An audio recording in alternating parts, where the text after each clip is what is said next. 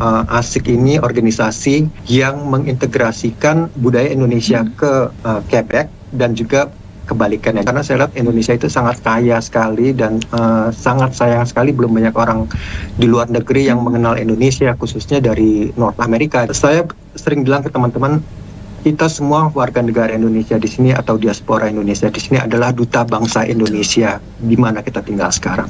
Voice of Indonesia. Kita akan ngobrol dengan diaspora Indonesia dalam program Halo Diaspora, dan program ini pendengar adalah program kerjasama antara RRI Voice of Indonesia dan juga IDN Global. Dan kali ini narasumber saya cukup jauh nih pendengar ya, Bapak Boyke Perdana Dadi Widianto. Ini Wakil Ketua, semoga tidak salah sebut ya, Wakil Ketua ACIC, ini Association de la, wah ini ribet nih ya, Association de la Communauté Indonesienne du Québec ya ini ya. Nanti supaya lebih jelasnya kita tanya langsung saja nih dengan Pak Boyke.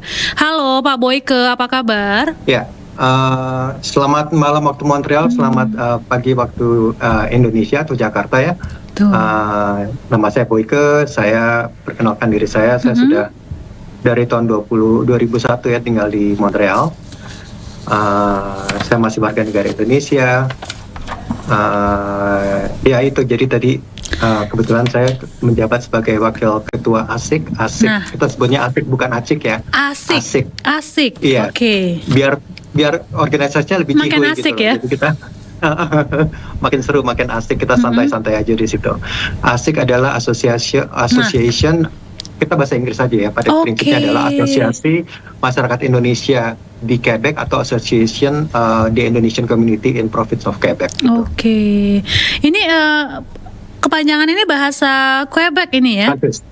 Bahasa Perancis ya. Oh, ini bahasa Perancis ya. Oke. Betul. Jadi kalau di Kanada itu ada, kan mereka terbagi dari beberapa provinsi ya. Kalau untuk di provinsi Quebec sendiri mereka menggunakan bahasa Perancis sebagai bahasa pengantar. Oke. Karena dulu bekas mungkin ya Pak Boyke ya. Jajahan, betul ya, jajahan Perancis di sini. Dan ini menarik sekali nih ya untuk tanya-tanya ke Pak Boyke ini. Jauh-jauh boleh. Jauh-jauh dari Jakarta ke Quebec nih, gimana nih ceritanya Pak Boyke? Ya, jadi ceritanya dimulai dengan pada saat tahun 1998 kalau nggak salah, pada saat kita resesi ya? Resesi, exactly. Terus saya coba-cobalah iseng-iseng gimana sih mengadu nasib di negara orang gitu. Kebetulan dapat informasi dan mereka membuka imigran yang tentunya memenuhi persyaratan, kualifikasi yang mereka perlu, ya exactly, persyaratan yang diperlukan gitu lah. Prosesnya cukup lama, makanya saya baru bisa sampai di sini tahun 2001 gitu. Jadi prosesnya itu ya cukup lama karena salah-salah, harus interview dulu di Hong Kong, balik lagi ke Jakarta, tes kesehatan dan lain-lain, banyak perintil-perintilnya lah, kurang lebihnya gitu. Oke, jadi memang banyak proses yang harus dilalui ya, akhirnya bisa sampai ke sana. Dan ini lumayan sekali nih ya udah. Tapi keren juga nih masih mempertahankan untuk ininya ya, warga negara Indonesianya ya. Tidak berpaling ya Pak Boyke ya? Belum diizinkan oleh orang tua. Berarti ada kemungkinan nanti ya? We'll see. Semakin beranjak, ini kan udah cukup lama ya saya di luar ya. Saya juga melihat kemungkinan apakah nanti akan kembali ke Indonesia pada saat di hari tua. Saya rasa memang banyak warga negara Indonesia yang di sini mempertimbangkan hal itu gitu, untuk mengakhiri masa usia lanjutnya itu di Indonesia kembali. Walaupun sudah menjadi warga negara Kanada, mereka tetap melihat kemungkinan itu, mencoba untuk kembali ke Indonesia. Oke, jadi ini masih dalam tahap pertimbangan lah ya, begitu ya, Pak Boyke ya. Oh, jadi orang tua masih di Indonesia ya Pak Boyke ya? Ibu saya masih di Indonesia, ayah saya kebetulan sudah di Taman Makam Pahlawan Kalibata. Jadi memang tinggal ibu juga, ya? Iya, betul. Oke. Aku Betul. pikir ibunya dibawa juga, tapi susah ya kalau membawa orang tua itu ya. Ya itu dia, saya pernah mencoba mengajak ya. Nah, mama saya bilang bahwa hidupnya tuh ada di Indonesia, ada di Jakarta, Ya. teman-temannya di Jakarta, keluarganya di Jakarta, Betul. kakak adiknya semua di sana, ke pekerjaan. Dan kalau saya tarik ibu saya ke Kanada, nanti dia malah merasa apa ya, terkungkung gitu, Iya. merasa kayaknya kayak masuk di penjara mungkin, karena kebebasan itu kan sudah hilang gitu. Dia sini cuman kenal saya, dan suhu udara yang berbeda, makanannya juga nggak sama, gaya hidupnya juga nggak sama. Walaupun sebetulnya banyak hal-hal yang positif, contohnya misalnya udara lebih bersih, kayak transportasi juga lebih Lebih apa nyaman namanya, ya, lebih nyaman ya. lebih nyaman, betul, lebih teratur gitu loh.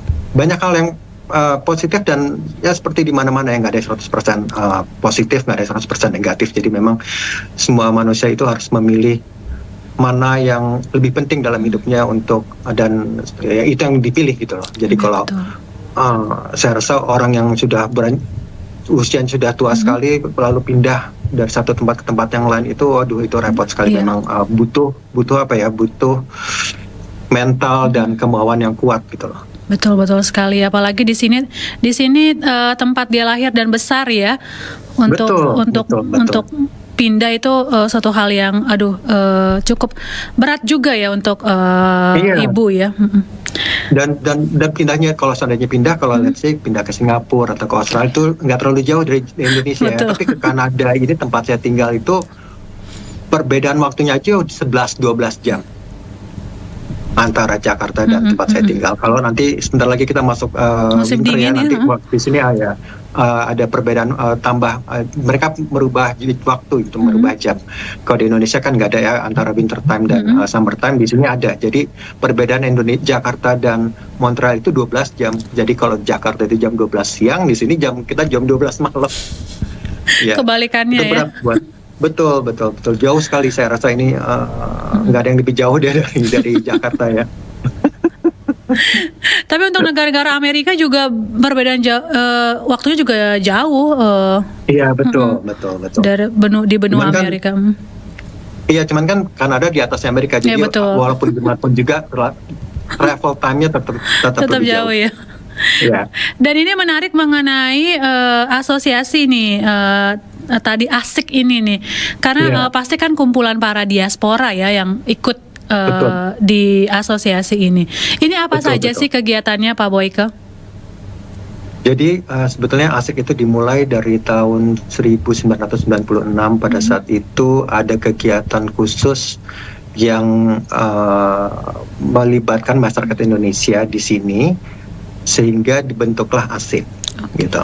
Jadi pada prinsipnya adalah ASIK ini organisasi yang mengintegrasikan budaya Indonesia ke Quebec, dan juga kebalikannya. Jadi kalau ada orang baru datang dari Indonesia, datang ke Montreal atau ke Province of Quebec, kita bisa kalau mereka tanya sesuatu tentang apa dan bagaimana, kita bisa membantu. Demikian juga kalau kita memperkenalkan Indonesia juga di sini gitu, dengan berbagai macam cara kita perkenalkan Indonesia di sini.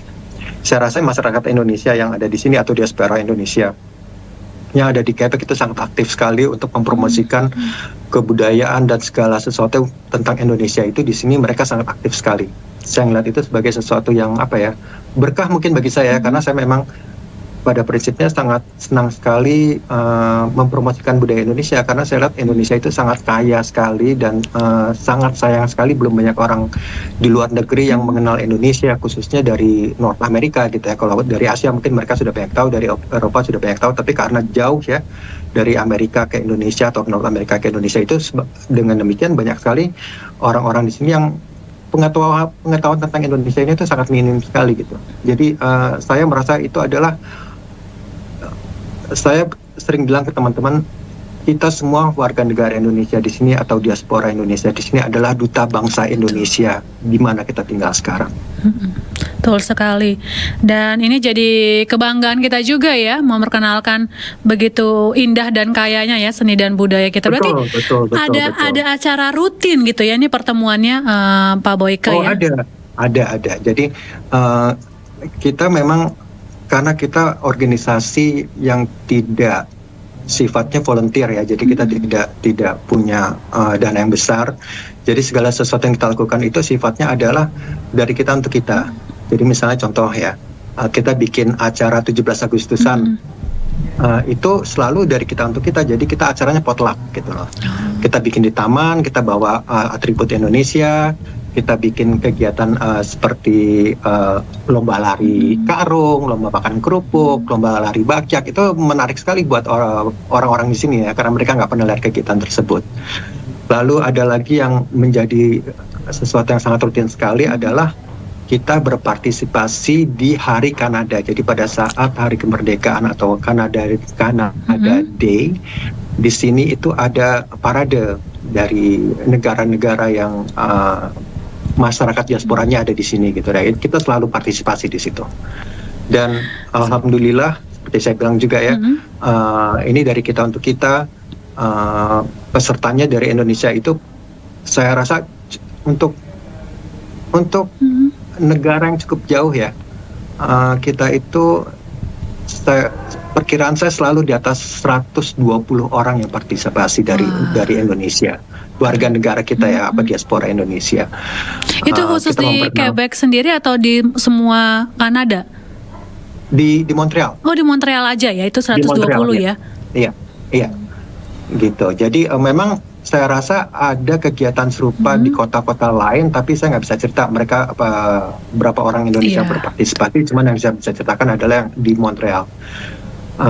Ya kita memperkenalkan Indonesia dengan berbagai cara. Jadi misalnya kita mengangkat tema-tema tertentu. Kita pernah waktu itu kita pilih Pulau Jawa, kita promosikan Pulau Jawa. Kita dengan pengantin Jawa, pengantin Sunda, lalu ada batik, kita bawa wayang kulit, kita bawa segala macam, kita bawa.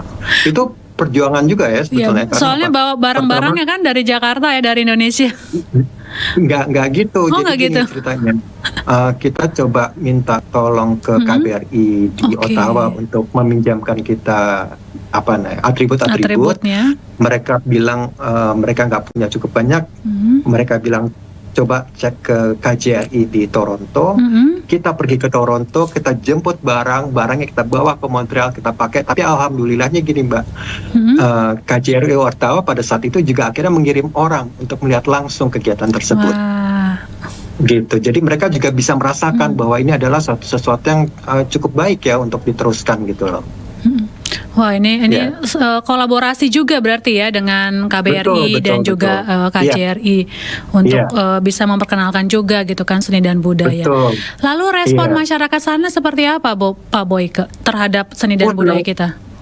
Oh, senang sekali mereka. Jadi saya cerita lagi tentang Kanada di Barat. Waktu itu sempat KBRI Ottawa menyiapkan satu paket kesenian. Jadi mereka pilih satu daerah, saya lupa waktu itu kalau nggak salah seperti Irian atau apa. Jadi mereka mengajarkan tarian tersebut terhadap mahasiswa yang ada di Ottawa, lalu dibawa ke Montreal, lalu mereka perform di acara tersebut. Jadi kita sambil jalan, mereka sambil menari, itu sangat menarik sekali karena orang tuh pingin foto sama-sama, pingin tahu ya, pingin kenal. Pingin tahu gitu, iya. Ini sebetulnya saya ngelihatnya ini sesuatu yang sangat positif sekali ya, mempromosikan Indonesia di sini. Yang ada di kepala saya adalah gimana kalau seandainya kita bisa menampilkan Reok Ponorogo secara penuh. Itu akan menjadi sesuatu yang sangat keren banget, luar biasa sekali. Keren banget. Atau misalnya kita bawa Jember Fashion Festival misalnya. Waduh, itu juga pasti pecah itu sih kayaknya pecah banget ya. Pecah. Ya. Itu impian saya sih sebetulnya. Boleh. Tapi tuh. Belum bisa. Iya, gimana caranya tuh? Saya punya kontaknya. Boleh, punya kontak ya, betul. Punya. Jadi gini, Jember Fashion Carnaval itu salah satu acara yang disupport oleh Kementerian Pariwisata. Jadi kami bersama Kementerian Pariwisata juga ikut mempromosikan event-event tanah air. Ini sebagai bentuk dukungan juga untuk mensupport ya event-event tanah air. Salah satu eventnya yaitu Jember Fashion Carnaval. Ada juga yang tomohon bunga kan. Itu juga kita support untuk semacam publikasi ya dari media, apalagi dari RRI sendiri. sendiri. Wah, itu bakalan pecah sih Iya. Pak kalau benar-benar Iya. bawa Iya, Jember itu Fashion Carnival. itu betul impian kita sih sebetulnya. Kalau bisa, saya nggak tahu gimana caranya, tapi kalau seandainya itu bisa terjadi, pasti akan menjadi bangga. Itu bukan Betul. cuma masyarakat Indonesia yang ada di Iya. sini, tapi masyarakat Indonesia yang ada dimanapun juga akan bangga terhadap hal tersebut Budaya gitu. Karena kita Indonesia, ya. budaya kita itu sangat kaya sekali. Betul. Impian saya adalah gini, kita setiap tahun angkat satu provinsi deh gitu loh. Itu kan udah berapa tahun itu, 30 sekian tahun itu kan. Impian saya tuh itu jangan cuman selama ini yang sering kita lakukan adalah karena keterbatasan materi ya. Jadi kita seringnya cuman yang yaudahlah seadanya, kamu punyanya apa, punya batik ya udah pakai batik, punya baju ini pakailah baju ini. Tapi kadang-kadang tuh aksesorisnya nggak lengkap gitu loh. Jadi mungkin dia punya kebaya, kalau kita pakai, saya bayangin kebaya kalau 50 orang jalan pakai kebaya yang itu bagus, keren, yang ya. benar gitu ya, itu juga keren. Cuman mereka cuma punya kebaya tapi nggak punya cundut mentulnya, nggak punya itu, nggak jadi lengkap kayaknya ya. kurang lengkap, kurang gregetnya tuh kurang, nggak ada gitu, kurang nggak cukup menurut saya. Iya, betul. Jadi itu adalah sesuatu yang sebetulnya kita bisa kerjakan bersama untuk Bersama-sama. mempromosikan Indonesia Betul. bersama-sama. Betul, Ya, karena kalau sendirian akan sulit Pak. Nggak bisa. Iya, nggak bisa, benar. Karena kita punya orang-orangnya, tapi kita juga butuh disupport oleh pemerintah untuk materialnya gitu loh. Betul Itu yang kita sekali. perlukan.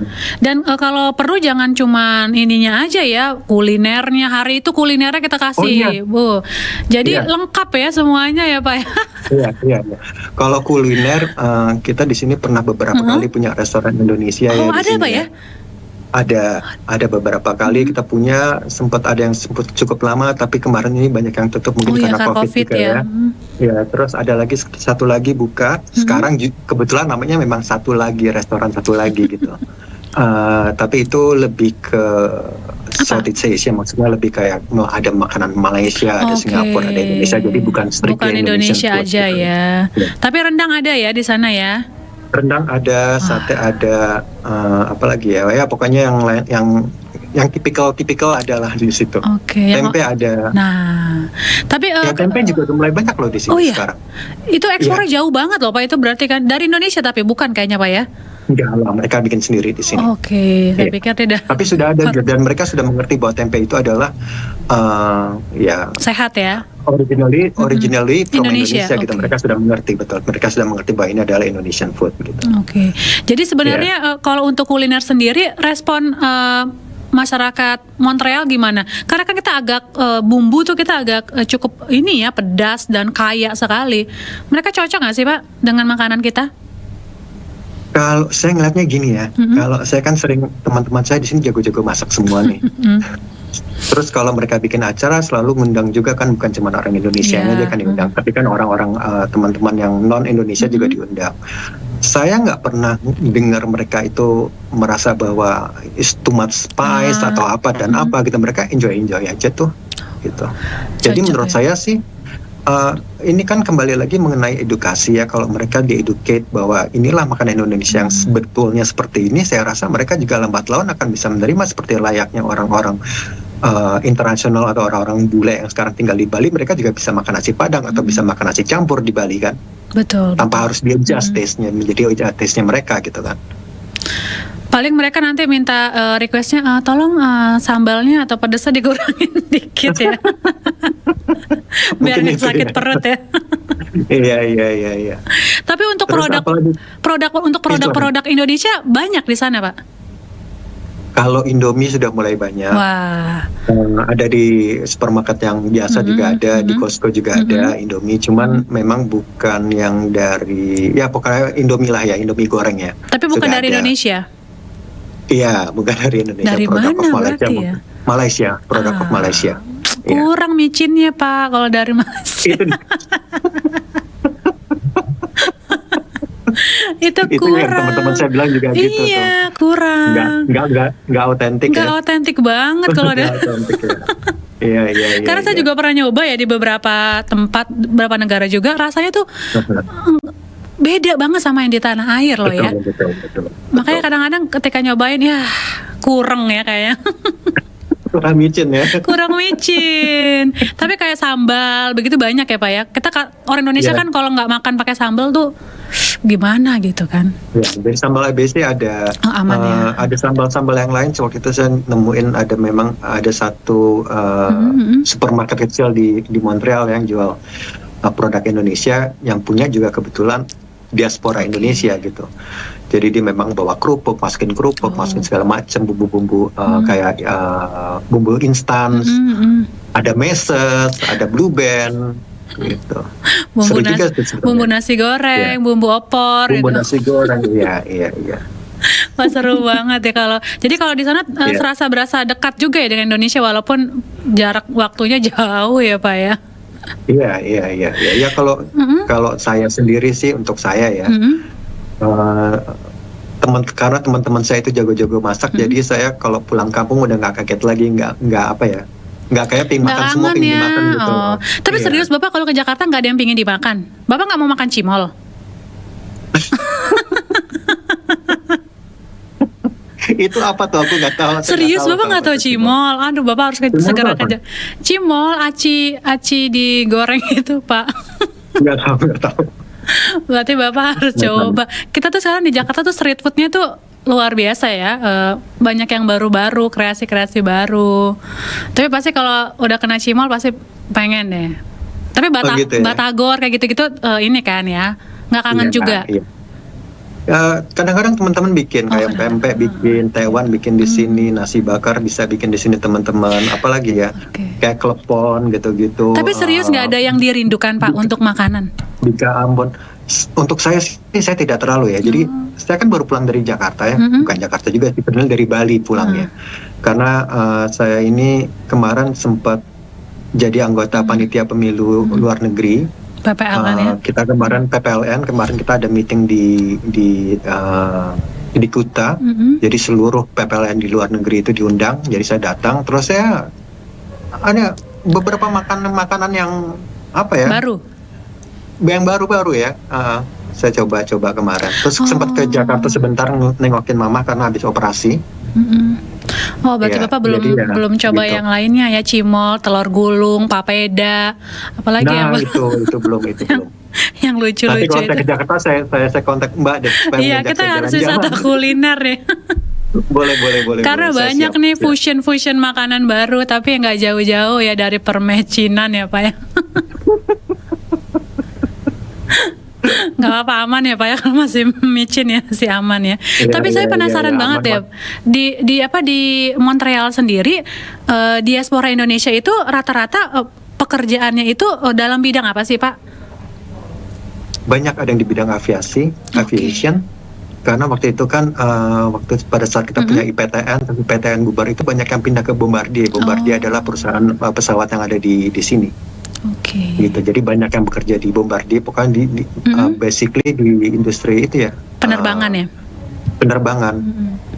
Oke, jadi karena kan kita juga ada juga yang jadi dosen, ada yang jadi dokter, macam-macam sekali.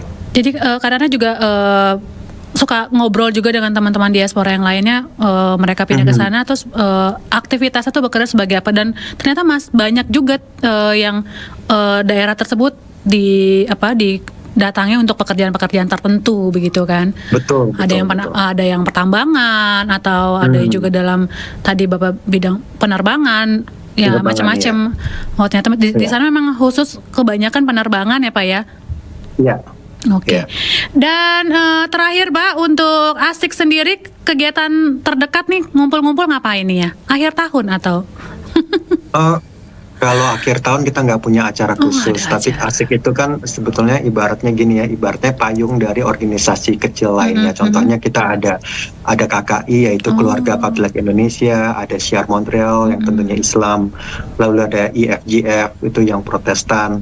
Jadi kalau kita akhir tahun biasanya kita sama-sama yang KKI dan IFGF itu merayakan Natal dan selalu mengundang seluruh aspek masyarakat, walaupun itu acaranya acara mereka, tapi pada saat perayaan mereka ngundang juga yang dari Islam, dari Syiar Montreal. Dan mereka sangat menghargai kedatangan kita, sehingga mereka makannya pun makanannya halal semua. Gitu loh. Jadi saya merasa ini adalah sesuatu yang sangat unik sekali gitu loh. karena kebersamaan dari kebineka tunggal ikaan kita itu tetap dijaga, kita menghormati satu sama lain, kita pada saat acara Lebaran kita mengundang mereka juga datang, begitu juga sebaliknya. Saya ngeliat ini sesuatu yang sangat indah ya menurut bagi saya, karena ini adalah kalau dikupas lagi, diperdalam lagi, dipelajari lagi oleh orang yang ada di sini atau dimanapun juga, mungkin negara kita sangat unik sekali. Iya, betul, bisa betul. bertoleransi agama, bisa memiliki kebudayaan yang begitu indah dan lain-lain. Kita beruntung menjadi orang Indonesia sebetulnya. Betul sekali. Dan ini masih kita bawa juga dimanapun kita berada begitu Pak ya. Betul Dan masih. Kita justru tetap bahasa Indonesia juga masih kita pakai. Betul. Semuanya batik juga masih dipakai. Semua masih ke-Indonesiaannya itu masih kita bawa. Kita nggak tinggalkan. Iya, apalagi ketemu saudara dan sahabat sebangsa di luar negeri tuh rasanya kayak punya ini saudara baru ya, atau keluarga baru. Betul, ya Pak ya. Betul sekali. Karena kalau di Montreal berarti pakainya bahasa Prancis ya Pak ya? Perancis dan Inggris. Jadi kalau memang di Montreal kan lebih kayak metropolitan city, tapi kalau kita pergi ke Quebec City yaitu lebih mungkin 90% harus Prancis. Kalau Montreal ya nggak lah, bisa setengah-setengah. Iya, kan capek juga ya Pak kalau kita mau gibah gitu, kan enak pakai bahasa sendiri ya, bahasa Indonesia. Ya, biar nggak capek translate-nya gitu. Terima kasih. Lebih enak pakai bahasa Indonesia. Betul. Pak Boyke, terima kasih sekali loh ya, hari ini saya senang banget bisa cerita dan bisa ketawa bersama nih, ngobrol bersama Pak Boyke. Kapan-kapan kalau mau undang saya lagi untuk ngobrol-ngobrol lagi, saya siap sedia. Oke, kita juga siap sedia nih. Kalau Pak Boyke ya, kita menemani Pak Boyke kalau di Jakarta ya, tadi nyobain telur gulung dan cimol. Boleh. Saya tagih ya, saya udah punya WA-nya loh. Itu bukan WA aku loh, itu WA pengarah siaran aku loh Pak Boyke loh. Ya pokoknya nanti Tanya jadi percaya Anda deh. Tolong kalau saya kesini sediain cimol dan papeda. Betul ya. Saya tagih kayaknya nanti tahun depan deh. Waduh, semoga Pak Boyke nggak lupa ya sama kita ya. Iya, pasti enggak lah. Nanti kapan-kapan saya main ke sana ya, ke RRI ya. Oke, siap Pak. Sambil jalan-jalan ke Monas ya Pak. Di depannya ada Monas. Pak Boyke, terima kasih sekali nih waktunya sudah begadang bersama kami ya di sana itu karena masih tengah malam ya. Sukses selalu Pak. Salam juga untuk teman-teman diaspora lainnya, dan mimpinya untuk Reok Panorogo bisa terjadi nih Pak Boyke ya. Oh, saya tunggu juga kontak personnya tadi itu untuk Jember Fashion Karnaval ya Pak ya. Siap. Nanti kita kasih nomor kontaknya nih Pak Boyke. Oke. Terima kasih Pak Boyke. Voice of Indonesia, demikian tadi ya bincang-bincang hangat saya dengan Boyke Perdana Dadi Widianto, Wakil Ketua ASIK ya. Ini semacam komunitas atau asosiasi Indonesia di Quebec, dan semoga apa yang tadi kami obrolin ini bermanfaat untuk Anda semua, karena ternyata diaspora Indonesia tuh luar biasa ya. Mereka itu dengan bangganya mempromosikan seni budaya kuliner tentang Indonesia. Jadi duta-duta Indonesia di luar negeri. Voice of Indonesia.